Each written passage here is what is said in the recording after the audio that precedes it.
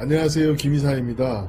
오늘은 제가 국제 결혼을 하려고 직접 경험했던 얘기 하나 해드릴게요. 제가 아는 사장님 소개로 중국에서 통역사 하시는 여자분을 만났어요. 이것도 최근 일인데, 베트남에서는 결혼을 하려면 일단 처가에 방문해서 결혼 승낙을 받는 그런 절차가 있거든요.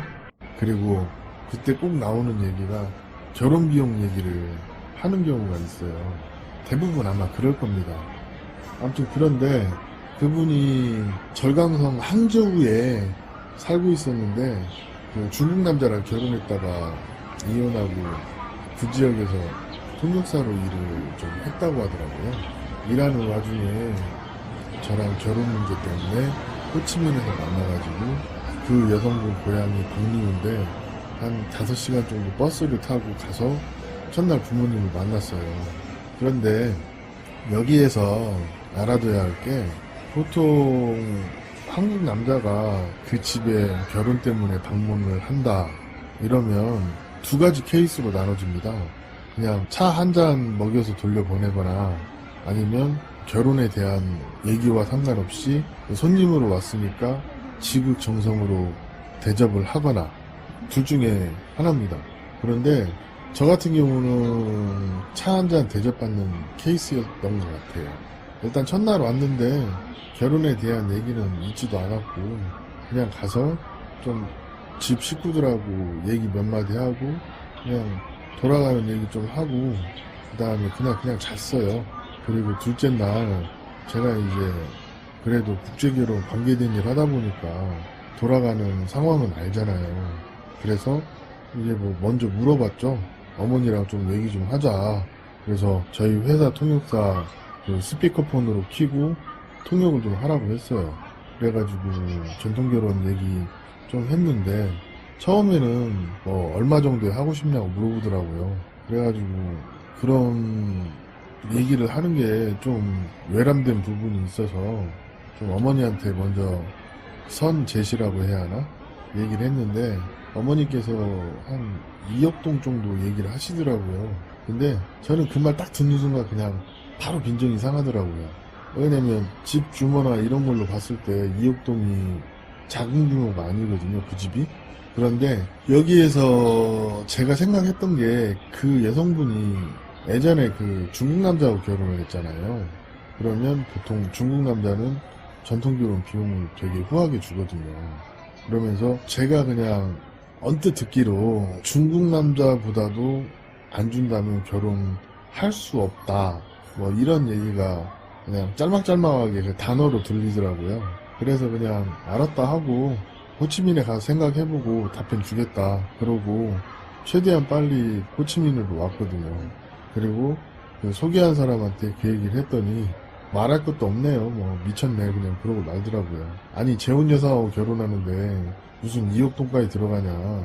결혼식을 안 하는 재혼 여성들도 많은데 사실 그렇거든요. 재혼 여성들 중에 결혼식을 안 하는 여성들도 있어요. 그래서 그냥 뭐 볼 것도 없이 그냥 왔는데 요즘 베트남 현지에서 베트남 사람끼리 결혼할 때도 한 2억 돈 정도 주고 결혼한다고 해요. 뭐 예를 들어서 예식 비용, 그 뭐 밥값이라고 하는데 그거는 한 4천만 동에서 5천만 동. 그리고 폐물은 보통 요즘 추세가 한 2냥 정도 하더라고요. 2냥이면은 한 500만 원에서 600만 원 정도 되는 것 같아요. 뭐 폐물도 어떤 거로 사느냐에 따라 좀 가격이 다르기도 하기 때문에 그래서 이제 뭐 그런 얘기 듣고 알고는 있었지만 그냥 그 집에서 나를 대하는 태도랄지 돈 얘기할 때 그런 부분이랄지 또 그 여성이 나를 좋아하는 마음이 그렇게 있지는 않다는 느낌은 들었거든요.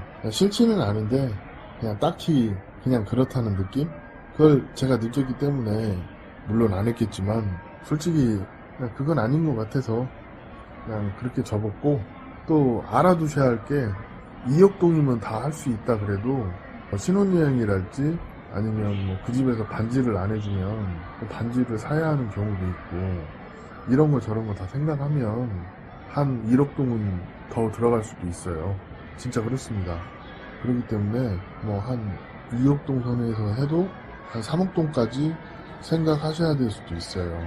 그러니까 우리가 보통 제가 업체 일도 좀 하기 때문에 한 3,000불에서 우리가 전통결혼 지참금을 중재를 해줘도 실제 신랑이 들어가는 거는 한 1억 동 이상, 그러니까 한 4,000불에서 한 5,000불 들어간다고 봐야죠. 이것저것 하면. 사실 그래요. 그냥 딱 그 돈만 들어가진 않아요.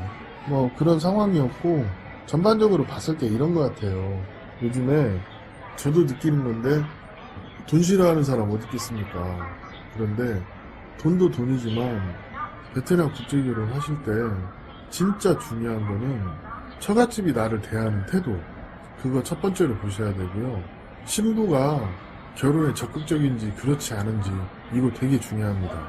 그리고 상당수의 많은 여성들이 결혼하고 나서 남편하고 관계에서 남편을 많이 서포트 해주는 여자들도 많이 있어요. 근데 참 아쉬운 게 뭐냐면 그런 거 좀 얘기해보면 알 수 있거든요. 이 여성이 어떤 성향인지. 그런데 이런 부분들을 너무 간과하시더라고요. 상대방이 나를 대하는 태도가 국제결혼에서는 제일 중요한 요소고, 두 번째가 그 부모님이나 그 가족들이 갖는 성향이 있어요. 이런 부분이 되게 중요합니다. 근데 이 부분은 그렇게 언급하는 업체들이 많이 없어요. 이 부분 언급하면 결혼이 안 될 수도 있기 때문에. 신부는 마음에 드는데 막상 처갓집 가보면 뭐 우리 한국에서 사는 그런 수준이 아니다 보니까 좀 그런 부분에서 회의적으로 보시는 신랑들도 있긴 있어요. 근데 제가 말하고 싶은 거는 그런 게 아니라 그 집안이 돈이 있든 없든 화목하고 잘 웃고 좀 뭐랄까 따뜻하게 대해지는 집이 있어요. 뭐 이런 집에서 자란 여성은 그런 대로 잘해요. 그게 10년 후에 신랑들의 모습일 수도 있습니다. 제 모습일 수도 있죠. 이거 되게 중요한 것 같아요. 그리고 진짜 중요한 거 한마디. 그 집의 장모가 그 장인어른 대하는 태도를 보면 그냥 딱 답이 나옵니다. 그게 나의 모습일 수도 있어요. 장모가 하던 행동을 아내가 결혼하면 그대로 신랑들에게 합니다. 그렇기 때문에 이런 거 아셔야 돼요. 오늘 이야기는 여기까지 하겠습니다. 감사합니다.